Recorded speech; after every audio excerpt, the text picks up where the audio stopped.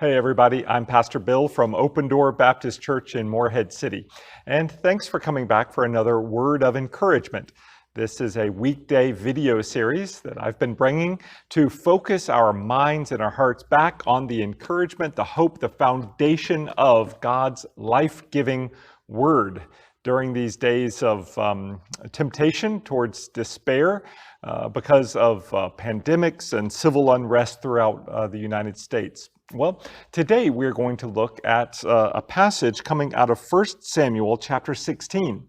As a matter of fact, this also was a very difficult time during the history of Israel, a time when God's chosen king for Israel, Saul, had so shamed himself and been so disobedient that God had removed his hand from him, and it was time to choose a man after God's own heart.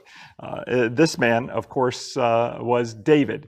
And as Samuel comes to David's family and to David's father, Jesse, Jesse causes all of his sons to walk in front of Samuel so that he could choose one of them. And Samuel says this, he says, "Neither has the Lord chosen any of these." And Samuel asked him, "Are all of your sons here?" And Jesse said back to him, "There remains yet the youngest, but behold, he is keeping the sheep." And Samuel said to Jesse, "Well, send and get him, for we will not sit down until he comes here." And he sent and brought him in. Now he was ruddy and had beautiful eyes and was handsome. And the Lord said, "Arise, anoint him, for this is he." Then Samuel took the horn of oil and anointed him in the midst of his brothers. And the Spirit of the Lord rushed upon David, and from that day forward. And Samuel rose up and went to Ramah. Well, the reason that I chose this passage today to encourage you with is because, as I said a moment ago, this was a very difficult time during a very difficult leadership transition in the nation of Israel. The first king gone, Samuel secretly going to find God's next anointed king, and still seeing all of these very qualified by human eyes, qualified men in front of him, and yet still being able to hear the voice of the Lord and to say, "No, not a single one of these." And Jesse's statement of, yes, yeah, they're still the youngest son, but listen, he's out with the sheep. You don't want him.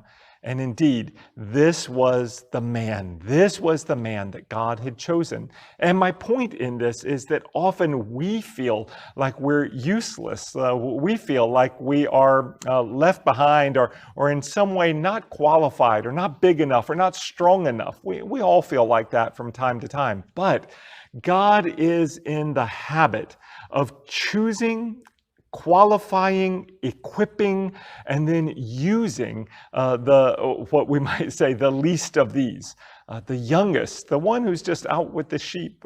God uses us when we are humble, when we just are available to him, not with anything of ourselves, so that he then can receive all the glory and all the honor and all the worship. And that's exactly what happened throughout David's life. David remained throughout most of his life humble and submitted, and God received all the glory. So be encouraged. If you feel small in the world's eyes, you are useful if you are available to God at his hand to be picked up and used for his kingdom and glory.